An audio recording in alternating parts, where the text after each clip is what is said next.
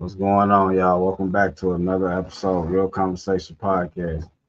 Presented to you by Real Conversations Podcast Network. Make sure to like, share, and subscribe. Comment down below.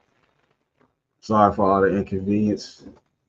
We had a little trouble in the behind the scenes, but everything good.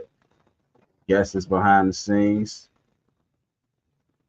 Miss King. We're gonna discuss everything from her upbringing, childhood trauma, generational cycles, and also her memoir, My Life, a Work in Progress. So I want y'all to welcome her with open arms. She told me she was gonna come on the show a while back. She doubled back and stood on the word. I respect that. I respect everything she represents. Make sure y'all tap into all her platforms. And we also gonna talk about her company as well. So this is one for the books right here. This is all about women empowerment and just overcoming things in your life, overcoming obstacles with a smile. No matter how bad it gets, light at the end of the tunnel. So with that being said, we're gonna introduce Miss Taja King. I hope I ain't get that wrong, but she gonna correct me right now. Let's get to it. How you doing? Hey, I'm doing all right. Thank you for asking. And yourself? All right, I'm doing great. I'm doing great. I'm happy we Good. can handle that behind the scenes I situation. mean, I mean, thank God. Yes, Yeah. sir. And yes, you pronounced my name right. Okay, okay. So what's going on? Let the people know where you from. Well, I am Texas made, if you can't tell by my country accent. Um, Born and raised here in Texas. Um, I have a huge love for helping people. So I believe that iron sharpens iron. So I love getting to know new people. I love talking about the pink elephant in the room that a lot of people don't like to discuss because of, family upbringing and all that goes on into that. So, yeah, I'm very passionate about that. I'm a substitute teacher for the time being. So shout out to primary school. So yeah, that's a little bit about me. Okay, okay. So let's break it down. Like Mhm. growing up, what was your household? Like what did your household consist of? Mom, dad, brother and sister, or Yes, sir. So I grew up in a two-parent household for sure. Mom and dad. An older sister for quite some time, and then a little later, then my parents started having other kids as well. I grew up as a military brat, so I was partly raised in San Antonio, Texas. Shout out to San Antonio. So yeah, it was strict. My parents believed that a child should stay in a child's place. So I like to tell people before I was in kindergarten, I knew how to count to 10. So yeah,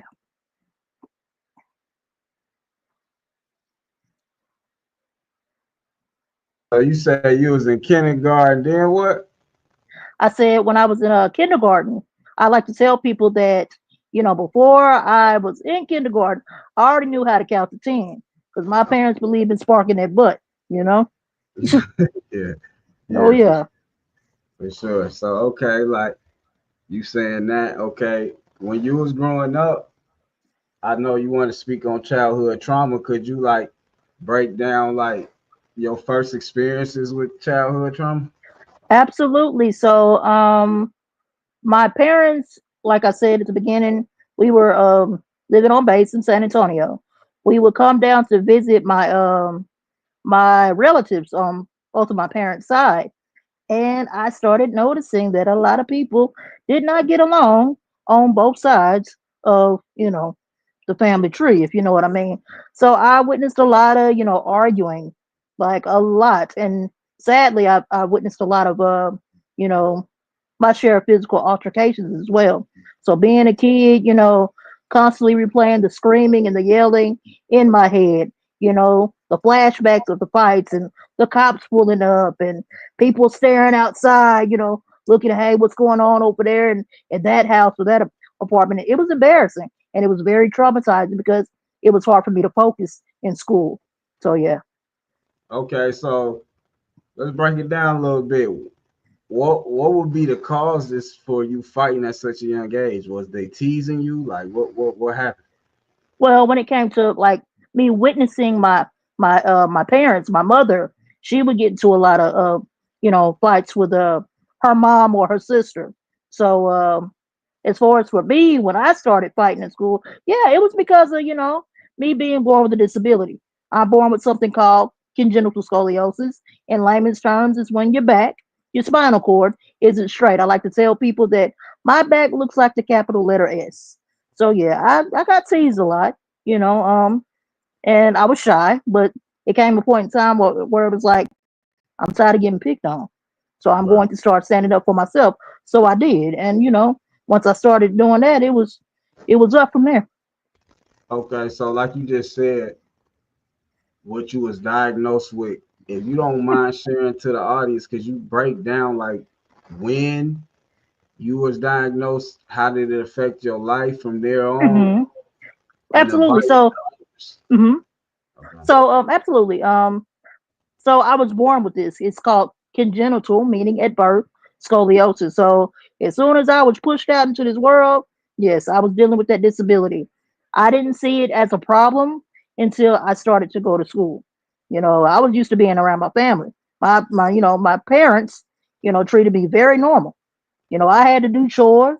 I got, my butt beat, as in a whooping, just like my siblings. So I didn't see myself as being different. But once I started going to school, hey, why she look like that? Hey, why your back like that?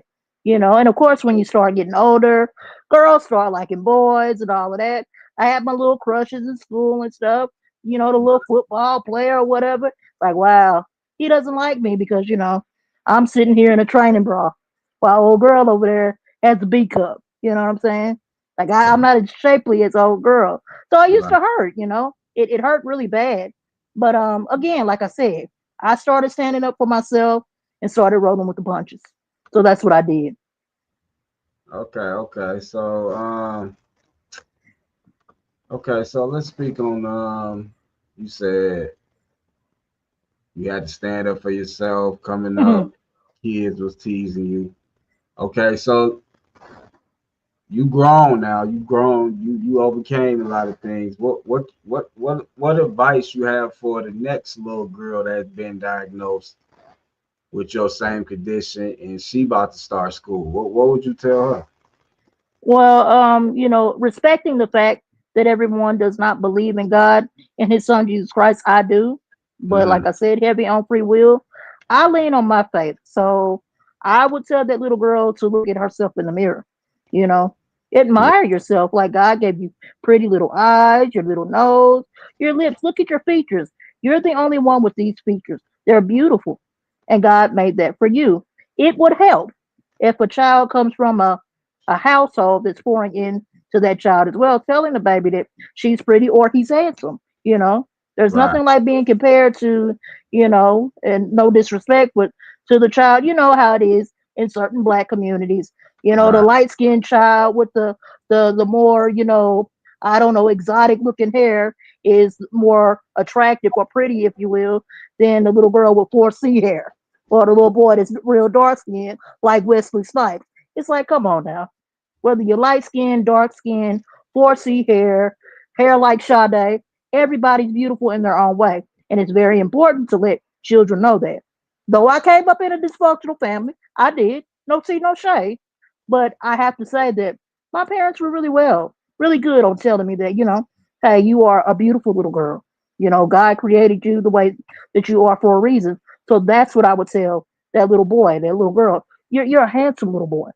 Don't have nobody tell you anything different. You're a beautiful little girl. Keep your head up, chest out. Because everybody, and I do mean everybody, has their flaws. So yes, sir, that's what I would do.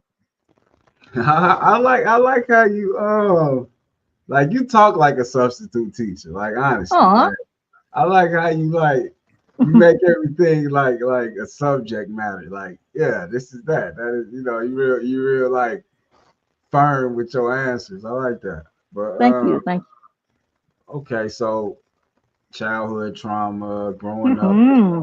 family, having to, just, you know, take no for not taking no for an answer, not taking no Come on, shit. come on, So come on. like you know, it's a different world now. A lot of things Oh not my the goodness. same. Is certain words, certain terms might be so offensive now to where it's like a child with your certain circumstances growing up the same way as you grew up, they parents might feel like these kids too rough. She can't go to this school no more. She got to get home, Mhm. hide her from the Mhm. world, so to speak. Right. But you withstand all that, and you here to tell your testimony. So, like Mhm. on this platform, you welcome to come back anytime we have a panel or you want to bring it back part two. But on this Mm. platform, we like people to be as free as possible, speak their mind, and Mhm. represent who they are, and stand on their word, stand on what they believe in. Yes, So sir. Okay. let's break down the like you said, generational cycles. Do you mean Mhm. generational curses? Like break that down. What you really mean by that? Well, again, because I am a woman of the cloth, everything to me has a spiritual root. So, respecting the fact that I need to keep my 9 to 5 for the time being, I have to watch the words I say. I'm in the school district.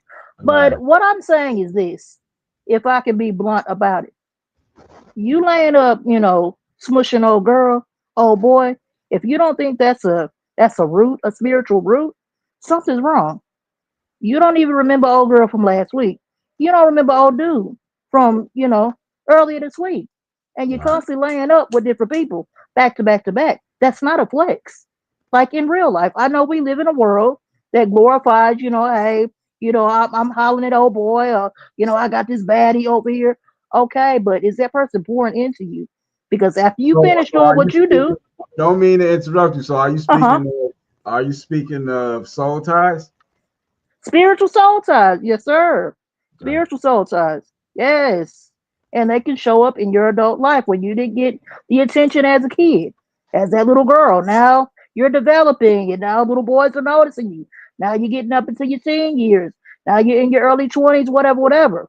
Soon as a guy pay you a little attention, you're sitting up here, doing what you do with him. And it's like, wait a minute now, baby, you hadn't known that man for 30 seconds, and y'all already like the math ain't math. We need to sit down and heal because constantly going from man to man or woman to woman, that's not doing you any good. Those demons that you struggle with, baby, they're gonna be waiting on you right at the end of that little smushing activity that you're doing. That Right. bottle of liquor, as soon as you get over that hangover, oh boy, oh girl, those demons are waiting on you. You have to do the work. It is a spiritual root, it is a generational soul tie. So do you feel like that's really needed to be advertised and pushed to our community or all communities? Well, how do I say this, Lord, to keep my job? The fact of the matter being is, as a black woman, it is not just our community that's going through these things. God Right. doesn't see black, white, Hispanic, Peruvian. He sees people, his creation. So it's not only going on in the black community, this goes on in various communities. You Right. know what I'm saying? I don't care if you were raised up in a penthouse, to the trap house, to the church house. This happens with everybody. So everybody needs to know about this. So I'm not just talking to our community, but I'm talking to our community. If you're picking up on what I'm saying, you know what I'm Yeah, saying? I Since definitely did. we're the poster child for dysfunction. But I digress. Right, right. Okay, that's what I was trying to get at. I didn't know if you was gonna Hmm. come that Oh straightforward yeah, or oh yeah, oh yeah. Come on. you was gonna beat around the bush. Okay, okay. Mm-mm. What's up? So, okay, let's get right into it. How did you come up with your memoir? How long did it take you? My life, a work in progress, the title meaning, and what was your inspiration for the book? And your overall Awesome. message, pretty much your overall message. Okay, so I started writing my book, I want to say last year. It's my life. So I mean it's not like I had to brainstorm now. What should I talk? Like no, baby, you live this. Put that pen to pad. Come on now, like you in the studio, about to drop mad bars. Write it Right. down. So I did exactly that. I know what I went through when I came home one day and I had to do homework. and then the lights got shut off. Now I'm doing homework and Harry Potter candlelight. I know Yeah. how it feels to go to the refrigerator and man, we ain't got nothing to eat. Guess it's another mayonnaise sandwich tonight. I know how it feels to drink, Right. Kool-Aid out of a mayonnaise glass. Like I know how it feels to go through that. So I, decided to touch on that in my book because I know a lot of people are ashamed of that. But it's like, okay, we need to bring you have to get comfortable with being uncomfortable. So even to this day, my life is a work in progress. I'm not a married woman. I want to be married one day. But because, life be life and out here, I understand I'm a woman born with a disability. No tea, no shade. Every man and woman has a right to their preferences. Although I'm gonna need people to learn the difference between a preference and being, discriminatory. But I digress. What I am Right. saying is this, life is life for everybody. My life is a work in progress. I'm not perfect. No one is. So I wanted my story, my life, to be able to bring awareness to, hey, it's okay that you grew up and you know how it feels to eat a mayonnaise sandwich. It's okay that you grew up understanding, hey, the water got turned off, so we're gonna have to walk down to this park and with some jugs and fill up some water. It's okay. Some of us have been through that. I'm not about to be ashamed of what I went through in my life because it made me the woman that I am today. So I wanted my book to be a testimony. When I talked about the trauma that I endured with dysfunctional relatives in my family, I came at it from the point of view of love and forgiveness. It's always easy to, throw somebody out there, throw shade. She did this to me. He did this. Yeah, they did that to me, but I loved them. God said to love your enemy. If that person is even your enemy, love people, forgive. Nobody is perfect. So that's the message that I wanted to convey in my memoir. Okay, you broke that down pretty straightforward. Where can they find the memoir? Is it Um, available on Amazon? yes, sir. My book is definitely available on Amazon right now. It sure is. Okay. How long has it been published? Ooh, that's a good question. I'm gonna say like a few months, maybe I want to say maybe 4 or 5. Don't have me lying, but somewhere Okay. in there. Hasn't been a half a year yet or a year. But yes, Uh, sir. So would you like to continue the process of being an author, writing more books and things like that? Would you like to like make this a series or are you gonna shed light on something else? Oh, absolutely. I'm going to continue to write. I'm actually in the process of writing my second book. And I'm going to be a bit more detailed about, how it felt, to grow up as a little girl, going through puberty, you know, um, noticing the opposite sex, dealing with that, being a younger adult, trying to deal with navigating, dating, so on and so forth. So yes, I definitely want to use my life as a testimony, being born with a disability. Because, like, honestly, a lot of people have asked me, even today, from a guy, it was like, how did you, you know, you build your confidence to be like that? Because, I'm not there yet. A lot of people look at me with this disability. And when I was younger, it was like, oh, snaps. He or she's looking at me because of my disability. But no, they're looking at you because you over here dancing in the ice cream section in Walmart. You know what I'm saying? Not caring who's looking at you. Because why? I am who I am. God created me. Baby, you don't have to like me. So not everybody's at that point where they're comfortable with being, totally authentic to being themselves. I thank God that I am getting to that point where I'm like, hey, baby, you like me, you like me. You don't, you don't. Heavy on free will. I'm gonna be me. Okay. So if you don't like me, woo woo woo, that's you. God bless you too. But I'm gonna go on and walk this walk because God has a purpose for me. So absolutely, I will be continuing to write, and God said iron sharpens iron. So that's what I'm trying to do. All right, all right. So I'm gonna put it like this. Hmm. What would be what would you consider your audience for your books and your content and everything you do online and your company? Like what who would be your main target audience? My main target audience, I would say, would be like millennials, shout out millennials, and Gen Zers.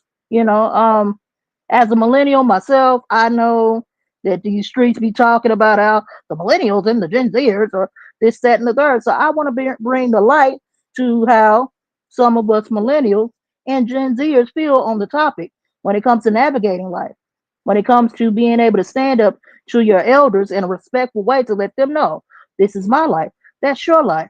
Okay? Not everybody's going to be married at the age of 21. That's what you did back in 1952. Okay? Baby, this is 2025. Things have changed. I'm going to need you to understand that, Miss Gladys. Okay? Woo, woo, woo. Okay, if Instagram was popping back then, when you was up there in that Jew joint at 12 years old, you would have been on Instagram too. So I'm gonna need you to have several seats. But that's what I want to bring light to. Yes, sir. Okay, all right, all right. So let's break down the empower potential. Hmm. When did you start this? Um,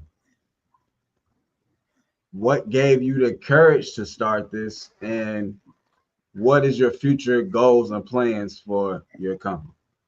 Awesome. So I have to shout out my life coach, Mr. Robert Brown, aka Mr. Let's Get It. I started working with a life coach. I always knew that I wanted to be a motivational speaker. And then, getting off into life coaching as well, because I've always been told, like, dang, Todd, you get really good advice. So it's like, okay, let me just try to, step out on walk by faith, not by sight. So I linked up with a life coach, and he has been helping me to, really just get my business together. One of the main things he told me to do, you need to write a book so you can start, building your audience. Hence my memoir, My Life of Work in Progress. It was really easy, I want to say, to come up with my slogan because, I think about the things that I have to empower myself to do. And I lean on God to empower me through His words to be able to do the things I need to get done in my life. So I've always been about wanting to empower people and motivate them. So that's how I came up with empower potential. Then the whole hungry while wait grab faith. I put a question mark at the end because it's like not everybody's going to believe in what I believe in. I understand free will, but that doesn't mean that you don't have the right to if not have faith in the Lord, at least have faith in yourself. So that's where that came from. Yes, sir. For sure, for sure. I really appreciate you coming. I really appreciate your time, your energy, all the insight, all the gifts and gems you just dropped tonight. But like on real conversations, we like to end it with all our guests that we interview. We like to end it with a motivational and inspirational, not quote, but like saying or just advice, to the next generation and to someone that's looking up to you, to someone that wants to build an audience and create their own memoir with challenges that you face. Like what would you tell them and how would you present to them the next step and where they need to go to not be you, not do everything you done, but to be in your your type of stature in life. Everything you came over, everything, just day to day life, the difficulties and everything that you face and they might face. Like, what would be your main, just inspirational, motivational advice to them? Okay, awesome. So I would say you have to get comfortable with being uncomfortable. The only way to really push towards what you want to do for a living, you're gonna have to get uncomfortable. That business idea you have, get on putting pen to pad. That video that you want to sit up here and speak on, you're passionate about a certain topic, pick up that phone, record the video, post it online. Maybe somebody's always gonna be running their mouth. They don't like you. I don't like her teeth. That why her head look like that, and why he dark skinned. It's always gonna be somebody saying something. Your goal is to do what God has called you to do or whatever it is that you believe in. Get comfortable with being uncomfortable. Time is not forever. Somebody's always going to be mad.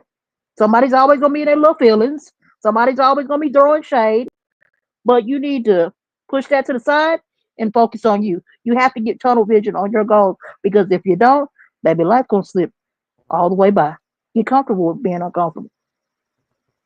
Okay. With that being said, like I said, I appreciate you once again.